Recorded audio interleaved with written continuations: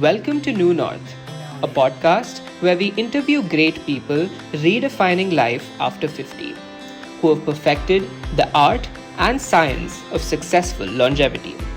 We dive deep to find out their methods and experiences that have helped them find their new north.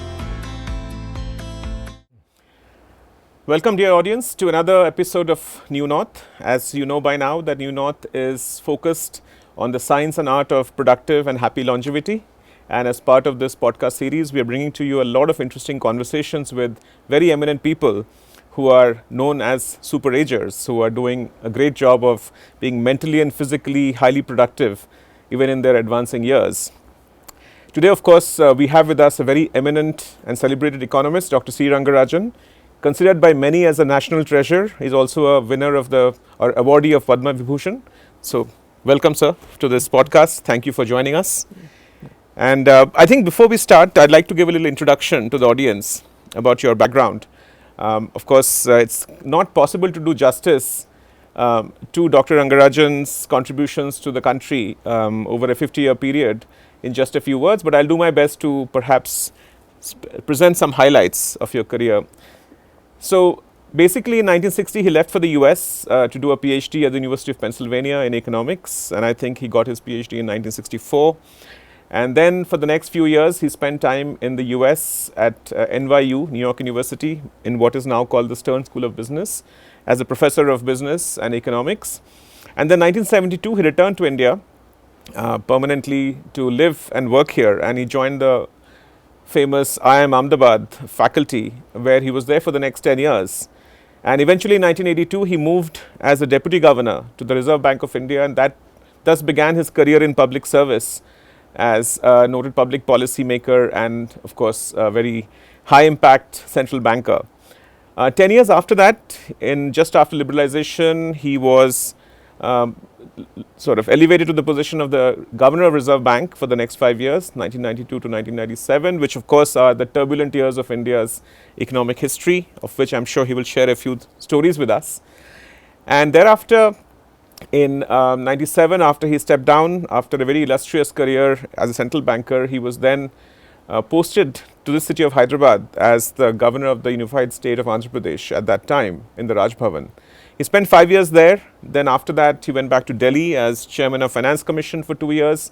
And then when the UPA came to power in UPA 1, 2004, he was then sort of made the chairman of the Prime Minister's Economic Advisory Council. So as you can imagine, it's a very long and illustrious career. And eventually in 2014, after 2 terms of working with Dr. Manmohan Singh as Prime Minister, serving him as the chairman of his advisory council, Dr. Rangarajan moved back to Chennai, his original home state, and has been then, since then, last 12 years, operating as the chairman of the Madras School of Economics, another institution that he was instrumental in creating. So altogether, a fantastic journey, and I think the Padma Vibhushan came in year 2002, and many, many other accolades along the way. So I think we don't have to say to the audience that this is one of our best opportunities to learn something about how to become a highly effective contributor even when you are in your 80s and 90s. I think he's 94 now. So let me start off, sir, with a question about your days in RBI. Perhaps you can tell us a few stories, maybe one story about interesting memories you have of things that happened that were very interesting or perhaps unusual. First of all, thank you very much for giving me this opportunity to talk with you on a topic and on an issue that will become increasingly important as the longevity of the people increases. So we will come back to that as we go along. I was in the Reserve Bank of India for a fairly long period, 2 terms as the deputy governor, almost 10 years, and then the governor of the Reserve Bank of India for 5 years. So many things happened during this period of 15 years, and I can recall many incidents, but let me talk to you about one thing in which an area in which you are also interested, namely computerization and digitization and so on. But in the mid 1980s, we were still talking about computerization. And I wrote two important reports which paved the way for the induction of computers into the banking system. But unfortunately, the trade unions, which were quite powerful in the banking system, took a different view and started opposing the introduction of computers into the banking industry. Basically, the few steps that we wanted to do initially were not that big, but they were critically important, because we wanted that the process of computerization must lead not only to the speeding up of the operations of banking as an industry, but also improve the customer service. I mean, people who come to the bank must be served better, and that is. And even the few computers that we introduced, as you know, were not even called computers. We coined a very strange expression: advanced ledger posting machines. ALPMs. And you will be surprised that we had to cripple the memory of the machines so that more transactions will not be put through the machine. But I recall one incident, and I went to the State Bank of India for a meeting, and as I walked into the lobby, the people, the employees, surrounded me completely and prevented me almost to going into the lift. I was almost gasping for breath, and anything could have happened. But finally, I was guided towards the lift. But in the meantime, my coat was completely torn, and the misunderstanding on the role of computers and all of that is so bad, and there was no recognition of changes that will come. I can tell you that for a long time I kept that torn coat as a memento with me. But the point is, things have changed. Today, the Indian banking system is as advanced in terms of digitization, computerization, and transfer of payments, particularly, is doing a very excellent job. I wish only that I was spared the pain of putting through the computerization process. There are other incidents if you want, but I can indicate a few, or at least one more of them. But that's very interesting, because 40 years after that, I think you're talking about the mid 80s, when this whole incident that of your coat getting ripped that you're talking about. It is astonishing that 40 years later now, we take all this digitization so much for granted. Today we do a UPI transaction which goes through in a matter of microseconds, and we assume that more computational power is what we all want. But it's interesting, there was a time in India when in banking that you had to cripple the computers so that unions could be happy, that automation was not going to displace them, I guess was their concern. But that's an astonishing story. The other part of it that people associate with you greatly as is one of the chief architects of India's financial reforms after 1991.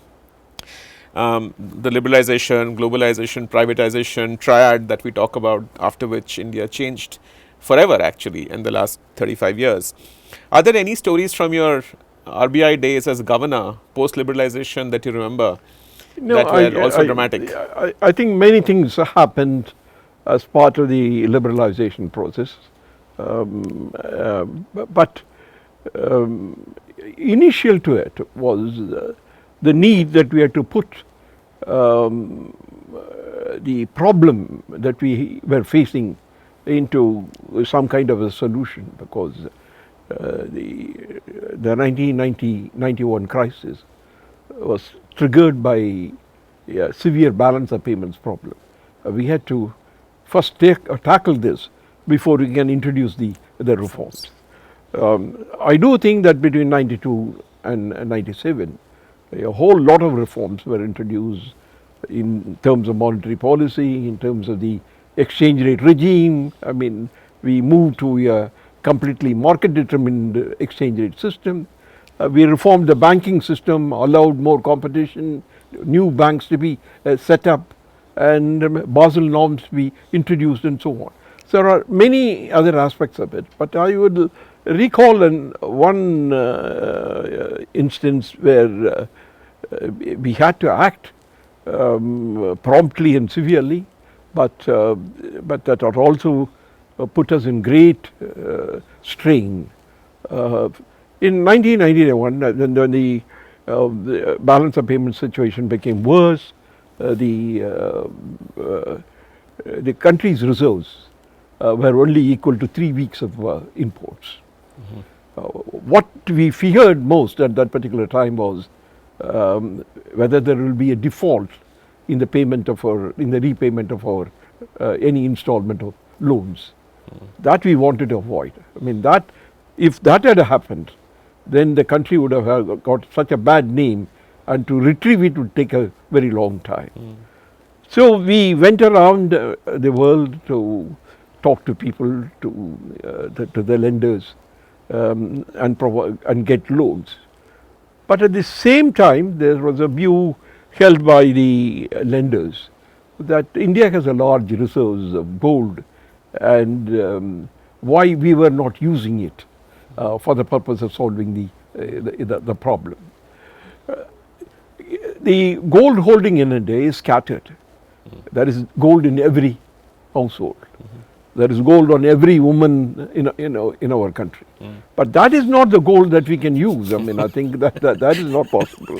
So what we had to do was essentially what we can do with the gold that we are holding, the Reserve Bank is holding as part of the reserves. In the RBI vaults. No, the RBI gold. I mean,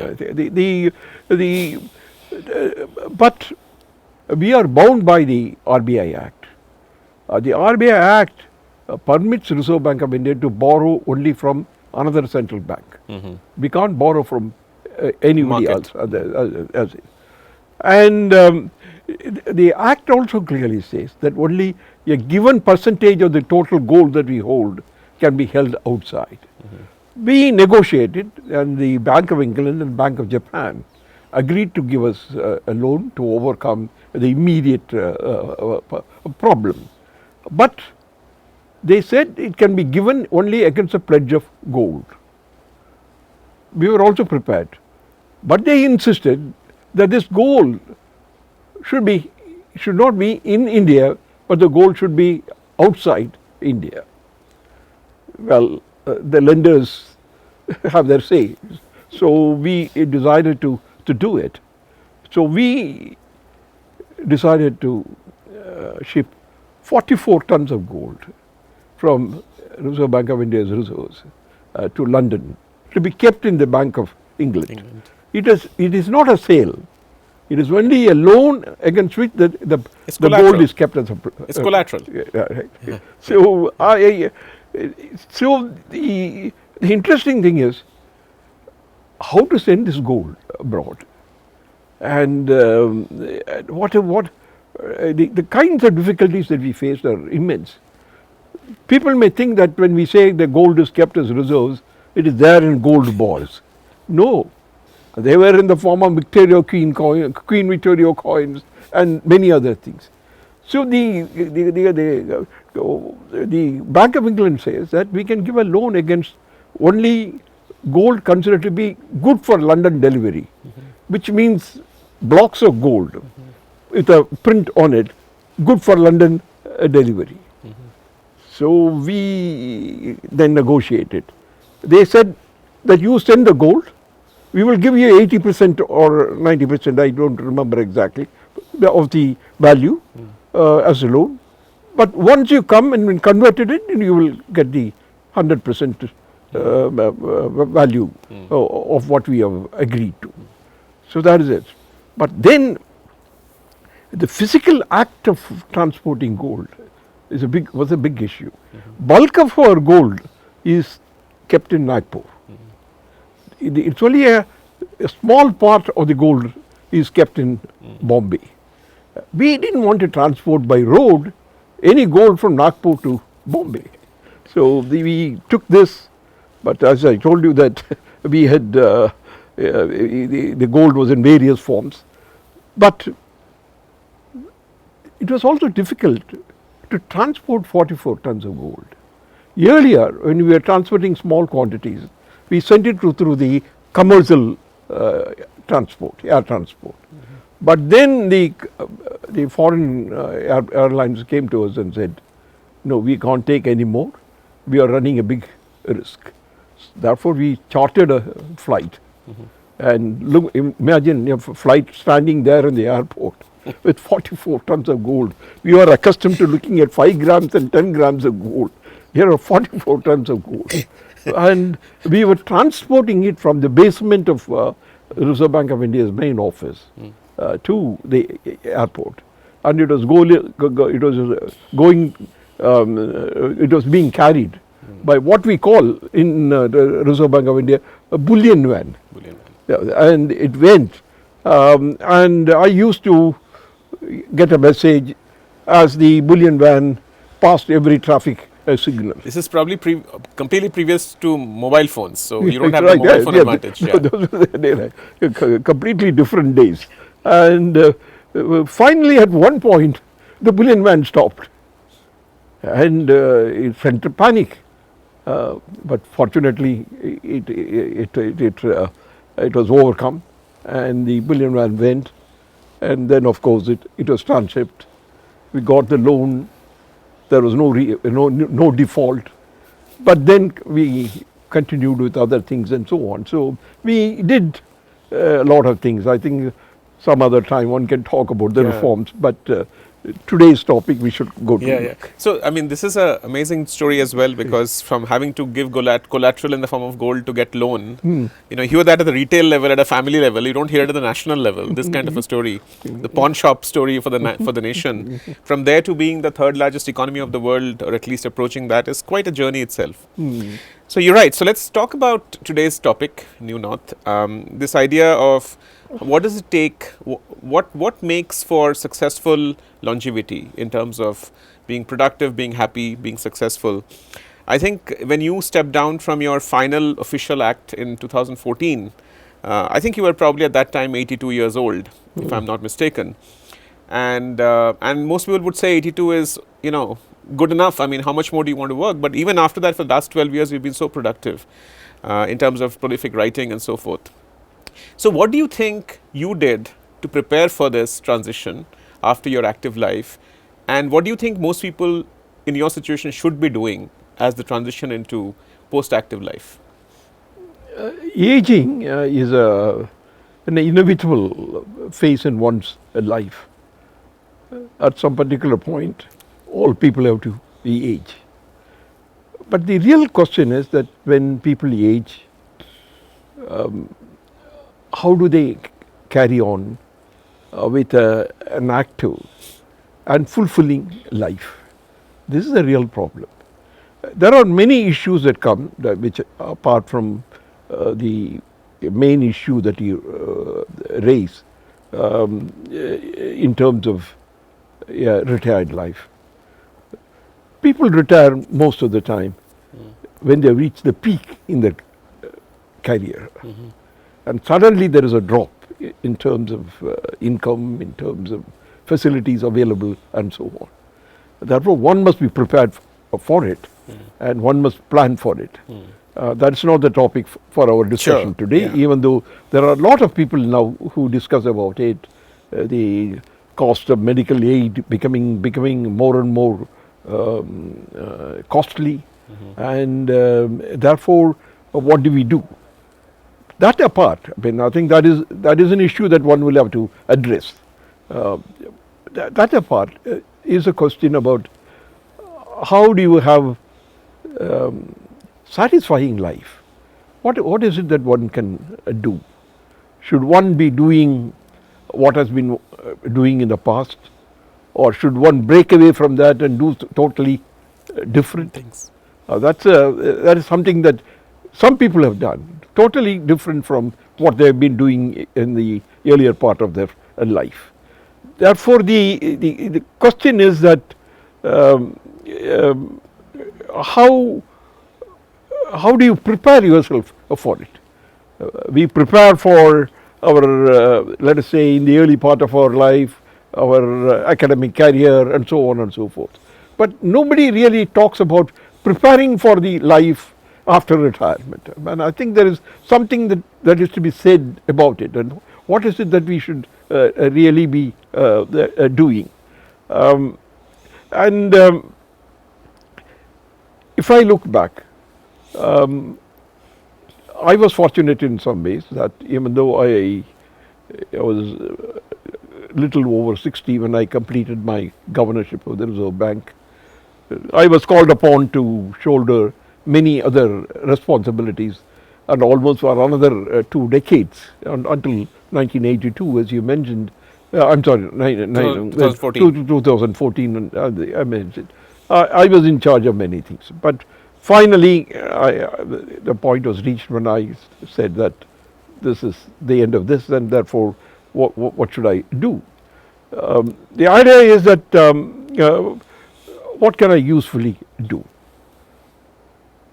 What came to my mind is really academics, because I was in academics before I went into public life, public service, and I felt that I can go back and do many other things associated with it. That is how it happened in my case. But it was quasi planned. I mean, it was I didn't really know when I will get out, but this opportunity was open to me because of my own things in my own life. But people should really think about it, whether they want to continue to do what they were doing before, or whether they should address something else. Mm-hmm. I know of people who have gone very religious, Spiritual. spiritual after that. You know, that may fit some people, that will not fit some other people. Academics is something that is open also. Some people write. Some people, in fact, I am happy to see that many more people now are writing their autobiography more than before. I have known of 3 governors of the Reserve Bank of India in recent period have written their autobiography, so to say. Yeah. And there are administrators who have written on their experience, which is also good. And now even generals are writing now, so I think And sometimes getting blocked. right. So therefore that can be done in a way, because it is very useful. Even in academics, I find that if these administrators or generals or anybody who had a very distinguished career, if they go to academics, they can convey to the younger generation what they have done and how they have looked at the problems of the world as they emerged and what actions they took. I think it's good that many people are writing, and I think we should encourage people to write. So, point number one must be financially strong, Yeah. and reasonably strong. Second is really think through what one wants to do in the post-retired life. Academics, writing, these are all opportunities open to people, and they should do it. No, I think that's a very nice and quite an elaborate answer, because I think you are essentially saying that people who have done things in their life post their active life coming to an end, they can offer themselves as case studies, inspiration, mentors to people to show the kind of things they have done, and others can learn from it. I think it's a nice way of, also carrying forward the legacy of success from one generation to the next. I guess the next question that I have, which is essentially an extension of the same point, is that some people say that you have been even more prolific as a writer since you stepped down 12 years ago at the age of 82.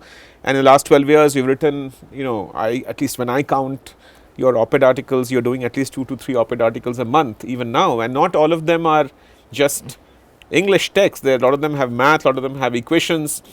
So how is it that you have chosen writing to be a major vehicle for your expression and productivity? And also, more importantly, what are you trying to achieve by writing? Are you just documenting for yourself, or are you trying to teach people how to do things better?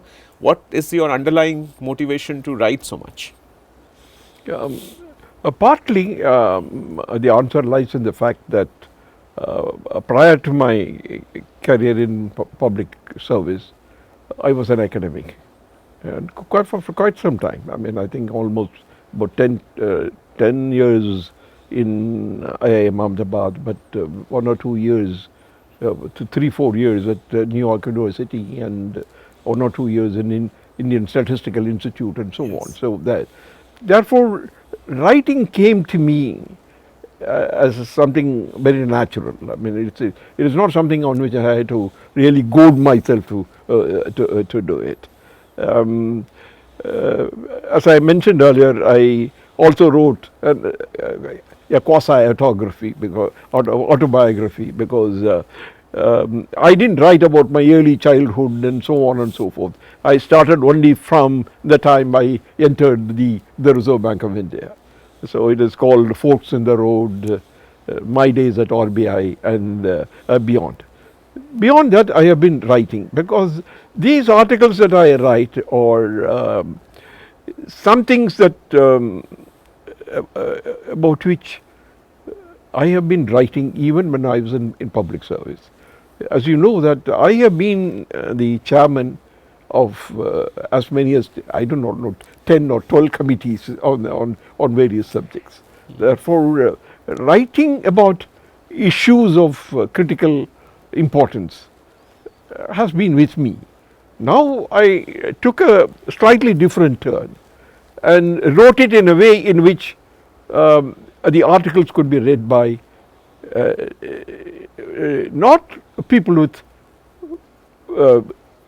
domain knowledge. I mean, it is one thing to write for people, for other researchers, and professional journals, which I have done also.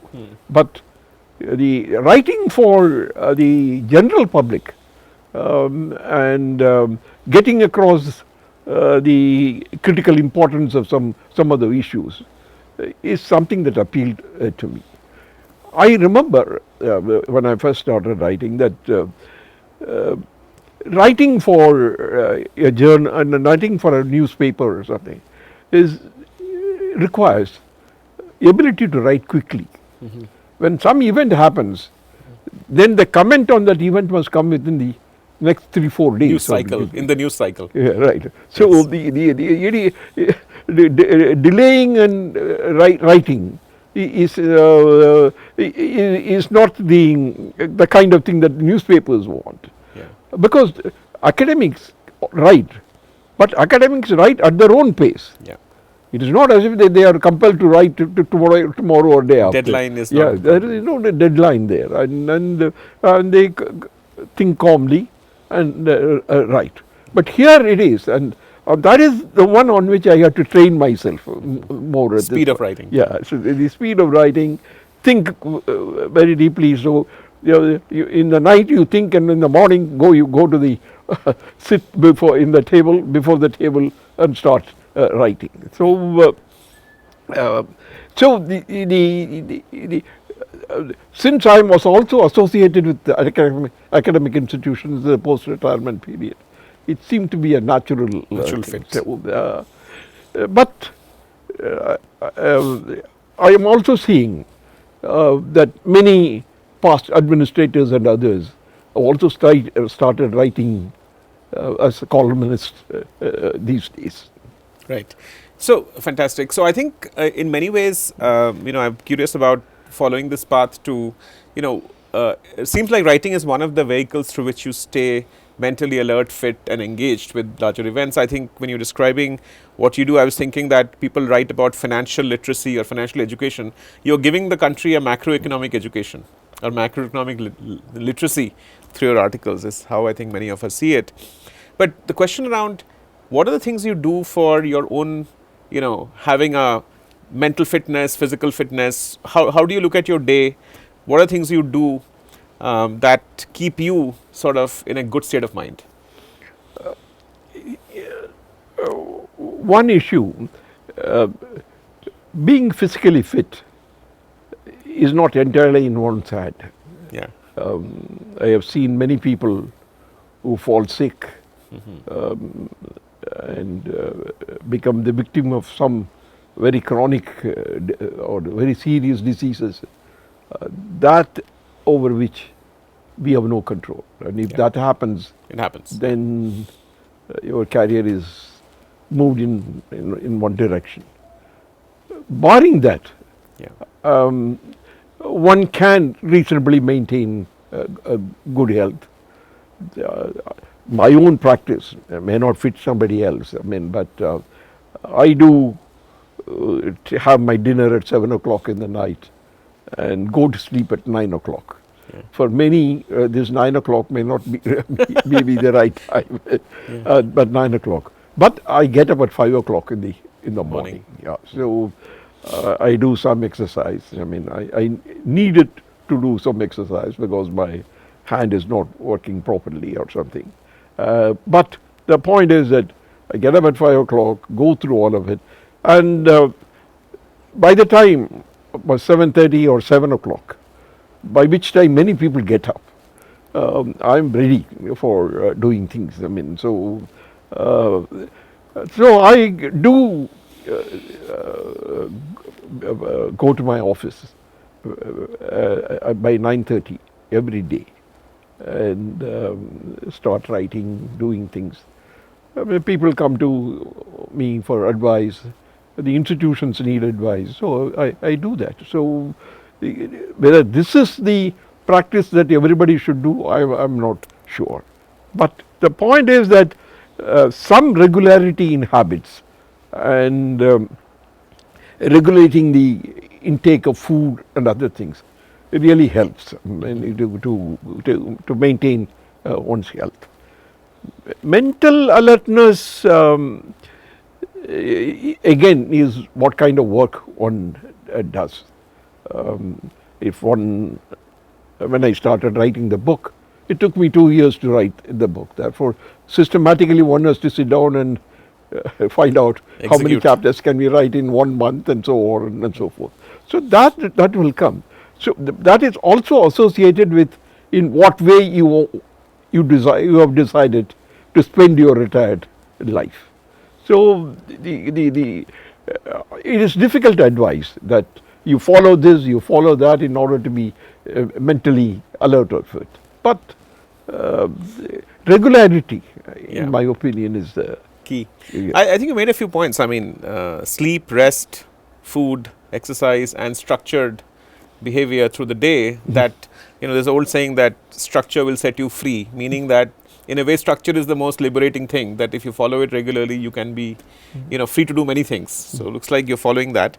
I'm curious about the other thing that you are well known for, being a voracious reader. Would like to know what kind of stuff you read, how much do you read, both in terms of quality and quantity and variety. Tell us about your reading habits. The reading habit has two aspects. As part of being an academic, reading books in the area in which I am interested, which is economics, various branches of it comes naturally. You really cannot be a good economist unless you keep up with what is happening in the field of economics and in the particular area in which you are interested. So that is that I would say is part of the basic decision that you have taken, that you would want to be writing, you want to be an academic or like that. The other aspect of reading is something different, namely to enjoy yourself or to spend the time in a good way, read. And there comes fiction. And I read a lot of fiction. And that appeals to me.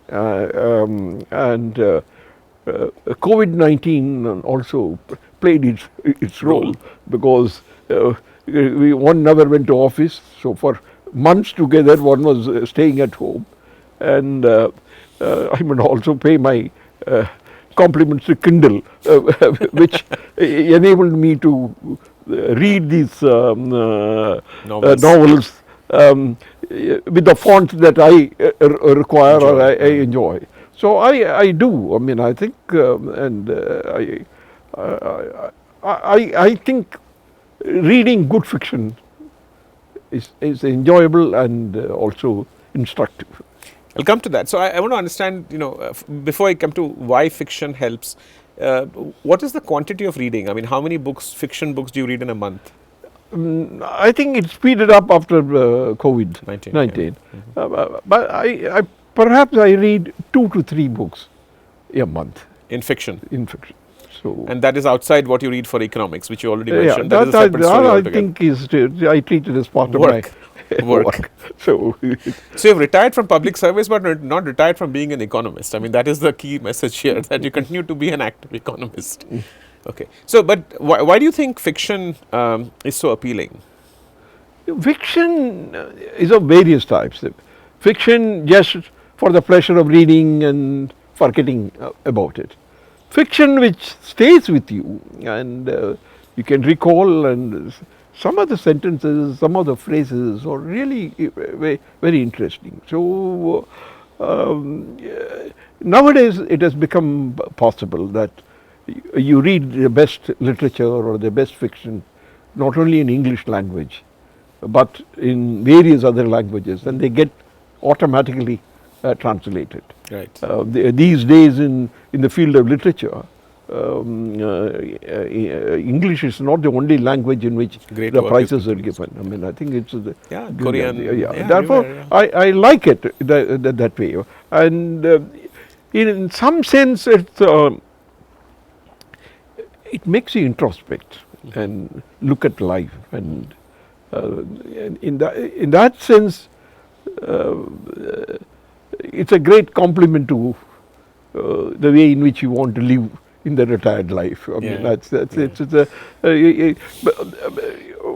can tell that it is difficult to read as much fiction when you are in active life. Time isn't there. Maybe you read one book, maybe 1 or 2 books. One book a month is probably maximum, the only thing possible. But now it is more possible, and the variety is available, and I think fiction is very useful, beneficial, instructional. I mean, I think it's not something that you read and forget. I mean, it's excellent. So you established 2 things. One is that you're writing about 30 to 30 articles a year based on the rate you said, and you are also reading 30 books a year. So that's actually a pretty powerful statistic, 30 by 30 in a given year, if you look at it that way. I'm also curious about your other habits. I mean, you talked about all of this, but what kind of games do you play? What kind of things do you do for entertainment? I mean, for entertainment, I don't do much. I mean, I think entertainment to me is partly lies not only in reading but also one other area in which I am interested is classical music. I mean, I think classical music is very appealing to me, and I have spent my earlier part of my life listening to classical music. So do you like Carnatic, Western classical, Hindustani? What are your favorites? I would say first, I like classical music. I mean, there are other types of music which I get classical music. In South Indian classical music, I understand. I mean, it's something with which I have grown almost. Even though of late I'm not listening much, but that's that I feel strongly. Yeah, because I understand something. North Indian classical music I appreciate, but that appreciation is at somewhat lower level because I have not understood the Grammar or the full method. grammar in relation to it. Western classical music, I got attracted to it when I was in the US, and the system of classical music, the Western classical music, is different from the system of the Indian classical music. There is an important difference between melody and harmony, and one has to understand that. Initially, I was trying to understand the Western classical music from the idiom which I knew, and then one professor told me that is not the way to appreciate it. You look at Western classical music, orchestra and symphony music differently. I did make an effort during the 4 years when I was a student to understand Western classical music. So I think I have understood some part of it. I have moved from the earlier classical music, Gregorian chants to Gregorian chants, and so on. Therefore, I like it. Somebody has asked me once that why are you making listening to classical music as an intellectual effort? I told him this all appreciation of arts requires some learning. What is this famous saying that the beauty lies in the eye of the beholder? So whether it is classical music or classical dance or classical art, I mean painting, you have to understand something before you can really appreciate it. Therefore, appreciation, as I mentioned earlier, can be at various levels, and one must make some effort in order to do it. Yeah, wonderful. So you talked about your writing, reading, art, music appreciation.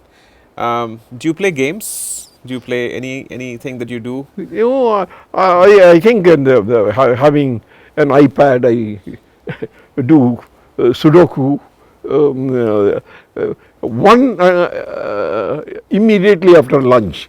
Every day? Every day Sudoku. I do. But probably I do the game more than once every day, I think. And there is also this other thing called that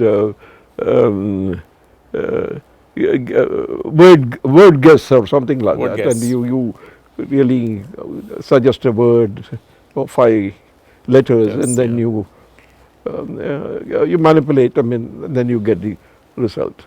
And then there is the usual thing which is in the newspaper called the jumble. So you do it. I do all of that. I mean, So do you spend, how much time do you spend every day after lunch playing these games?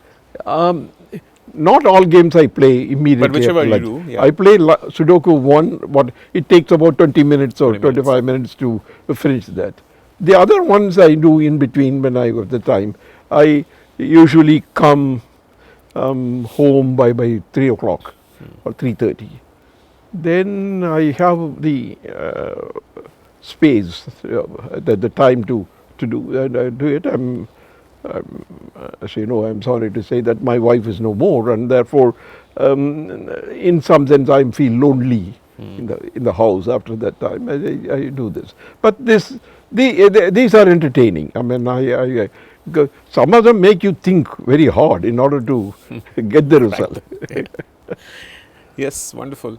So let's come to the final stretch of our discussion today. And so one of the underlying premises of New North, the podcast series in which we are currently participating, both of us in this conversation, one of the underlying thesis or hypothesis rather is that learning, active learning is, and lifelong active learning is a major enabler of happy and successful longevity.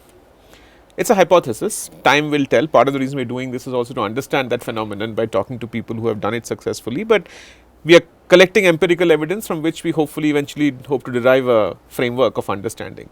What is your reaction to this hypothesis that people who are engaged in active lifelong learning have a better chance of longevity or being productive in their years, advancing years? Is there something to it that resonates?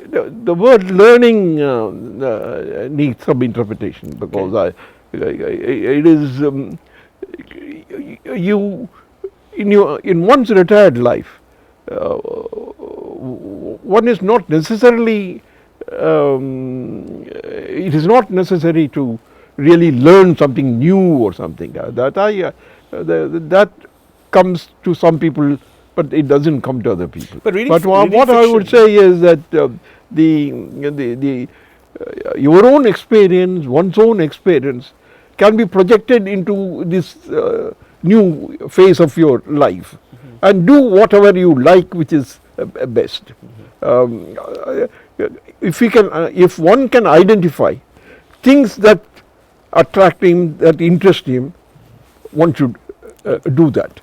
And identification may be somewhat of a difficult problem, but that is what one really should do. So, if you can discover what you enjoy doing and do more of that, that is a better answer to anything else than active learning, is what you're saying. That's your theory. Okay, very nice, very good. What role, and this is my last question, what role do you think the larger family around you play?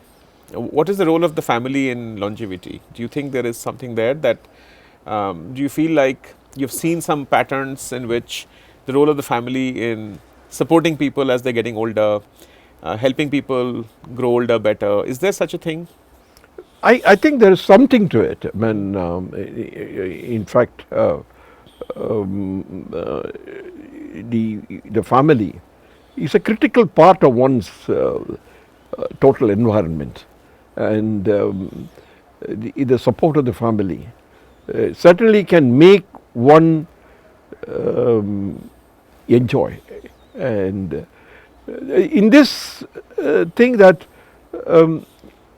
one can also look at the role that the family should play in order to make somebody who is part of the family and who is retired also feel happy. I mean, happiness is something that the family can provide, and certainly the seniors in the family enjoy when they hear about their grandchildren doing very well and getting awards and so on. So that's there. Therefore, the family has an important role to play, but one should not also be too dependent on the family in order to derive joy. Enjoy your life, because if by any chance the family doesn't come up to the expectation, then you make your life even worse than otherwise. So you have to, one has to strike a balance there. But family certainly has an important role to play. The son, daughter, and the grandchildren certainly have a critical role. So you're saying that family has a role to play, of course, but at the same time, as you age, do not have a lot of expectations, because that might also lead to other kinds of disappointment if the people don't step up. You really have to balance it. Okay. Is there anything else you would like to say before we close? Any other thoughts? The issue that you have raised, and which you want to research, so to say,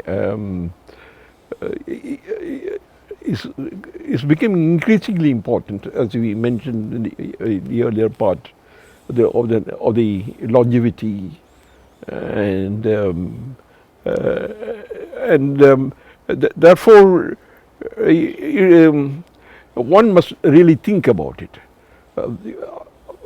I feel that a discussion of this time and the series of discussions that you have will make people realize, even say at the age of 40, 50 or something, that what one should be doing beyond the retired life. They should not enter into the retired life without any thought about what they should be doing. If they are interested in games or something, then we should really start developing it in some way. But if we say that reading, learning and all that, then you start the habit of reading fiction even earlier. Long before. So that it will come. But going into the retired life totally unprepared is not a good thing. No, I think you have hit the nail on the head. Thank you so much, Dr. Rangarajan, for such an enlightening and elevated conversation, even for me. And I'm sure the audience listening to this will perceive this conversation in that light. I think the headline, if I were to take away one today, is that, you know, your active life at some point comes to an end, but don't enter it without a plan. Enter it with a plan. Be mindful about it and do it purposefully and prepare for it. So I think those are fantastic words of wisdom, and I'm sure all of the audience who are listening today have gotten that. I personally got very involved and interested in this topic many years ago when Atul Gawande wrote his book Being Mortal, which I thought was a masterpiece in aging, and both from the perspective of people who are aging and how they have to think about their lives, people whose their children have to think about their parents' lives, and so forth. So I think the New North series continues to attract and continues to interview very interesting people like Dr. Rangarajan, as I mentioned before. All of us who know him well know that he's a national treasure, and we are very delighted, sir, that you joined us this afternoon for this conversation, and we look forward to your support and active participation as we discover more theories in the future about longevity and learning. Well, thank you very much, and I enjoyed the discussion, and you have made my retired life a little more interesting. Thank you so much. Thank you so much.